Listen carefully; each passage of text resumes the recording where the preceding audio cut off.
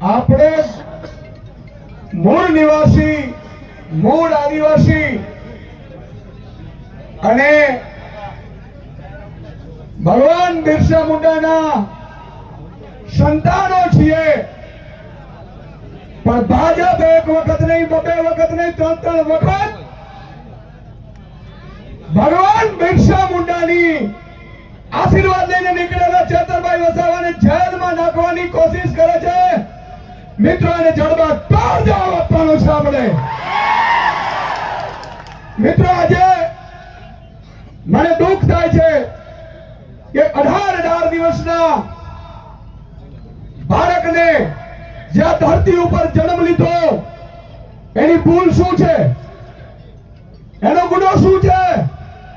એને 18 દિવસમાં શું ગુનો કરી લીધો કે પાપી ભાજપે એ આપણા 18 દિવસના એ આદિવાસી સંતાનને જેલમાં પૂર્યા છે. મિત્રો, ધરતી ઉપર હજી જન્મ લીધું છે, હજી તો એ દાડો પણ નથી નાખ્યો, અને આ ભ્રષ્ટ તાનાશાહી ભાજપે આ 18 દિવસના સંતાનને જેલમાં પૂર્યો છે. હાથ ઊંચા કરીને જવાબ આપો. બોલાનું ચાલ, જો બદલો લેવો જોઈએ કે ના લેવો જોઈએ? લેવો જોઈએ કે ના લેવો જોઈએ?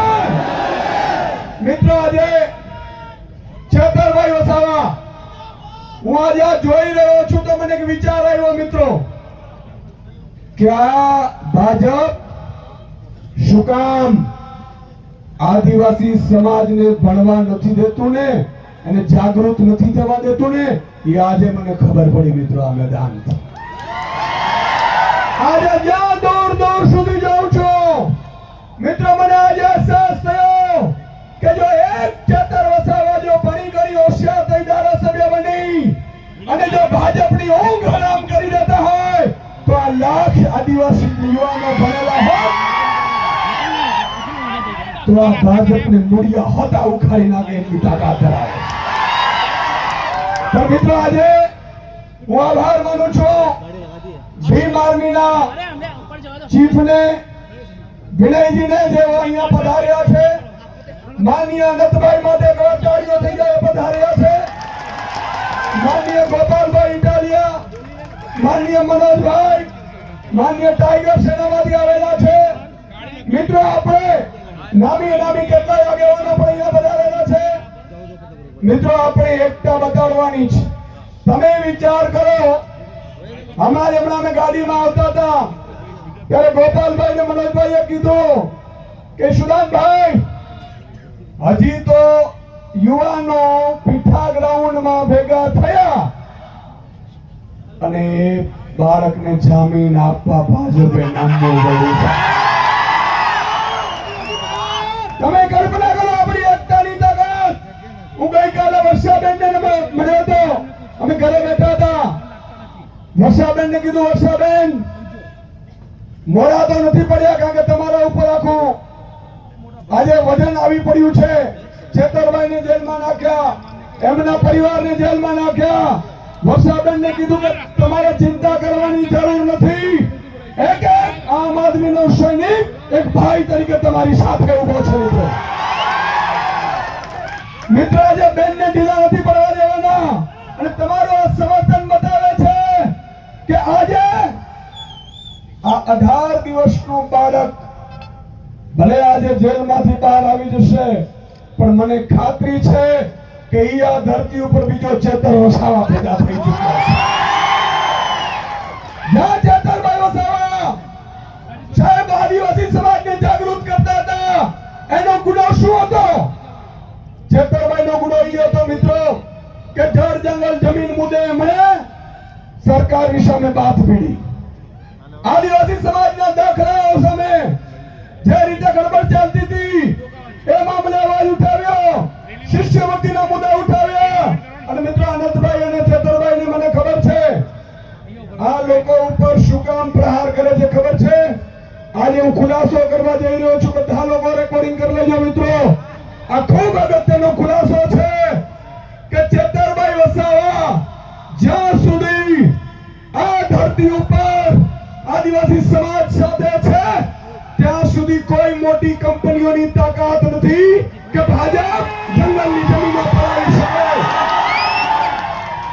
એટલા માટે છેતરભાઈનો કાંટો કાઢી નાખવા માટે સરકાર ઉપસ્થિત થઈ છે. મિત્રો, એને ખબર છે મોટી મોટી કંપનીઓ, જેમ તમે જુઓ છત્તીસગઢમાં મોટી મોટી કંપનીઓ આવી ગઈ જંગલોમાં. મિત્રો, આ લોકોને ખબર પડી ગઈ કે છેતરભાઈ જ્યાં જાય છે ત્યાં 10-10, 20-20 હજાર આદિવાસી યુવાનો ભેગા થઈ જાય છે. છેતરભાઈ કહે છે એ વાત માને છે, અને એટલા માટે જ મોટી મોટી કંપનીઓને જો લાવવી હોય, જંગલો ઉપર પોલીસ ઉતારીને તમને ભગાડવા હોય તો તમારી એકતાને તોડવી પડે.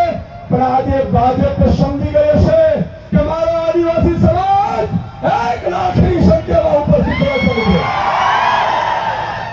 મિત્રો, આજે ખરેખર છેતરભાઈ જેલમાં એને એમ થતું હશે કે ભલે હું જેલમાં ગયો, મારા સમાજ માટે ગયો, મારી સમાજની જળ જમીનના મુદ્દે ગયો, પણ મિત્રો આજે આ સંખ્યાના ફોટા જ્યારે બીજે દિવસે છેતરભાઈ વસાવા છાપામાં જોશે જેલમાં, ત્યારે એની છાતી ગજગજ ફૂલાશે.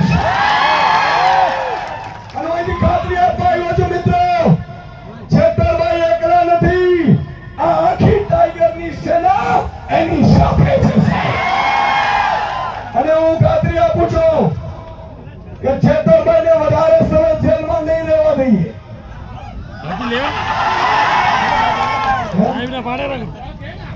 છેતરભાઈને વધારે સમય જેલમાં નહીં રહેવા દઈએ. મિત્રો, તમે જોયું હશે આજે ડ્રગ્સ પેડલરો એટલું ડ્રગ્સ વેચે છે, કોઈને સજા નથી થઈ.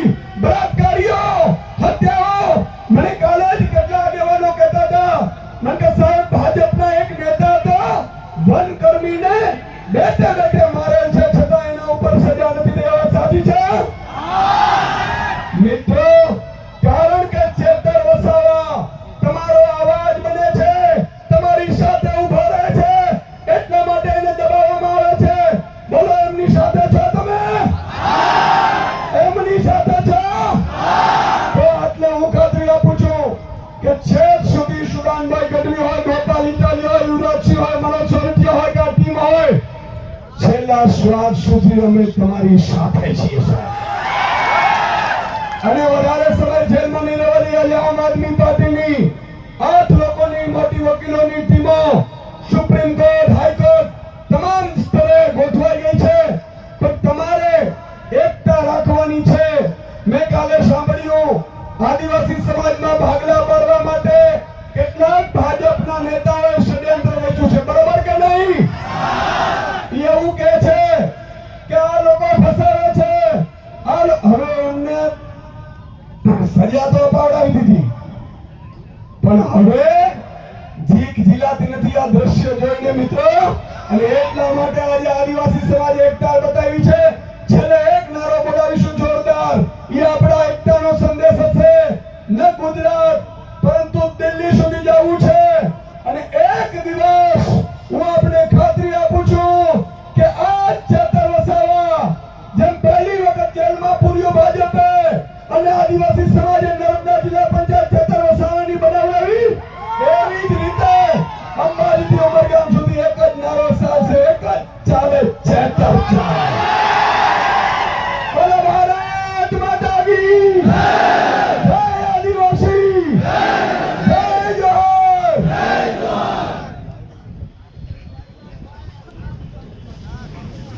હેલો સાહેબશ્રીનો ખૂબ ખૂબ આભાર. હવે આપણી વચ્ચે વિદ્યાર્થી નેતા યુવરાજસિંહ પણ પધાર્યા છે, એમના માટે પણ જોરદાર તાળીઓ થઈ જાય. આપણી વચ્ચે બ્રિજરાજ સોલંકી, વીર માનવ દાતા કોળી સમાજ સંગઠન ગુજરાત પ્રમુખ પણ આપણી વચ્ચે પધાર્યા છે. આપણા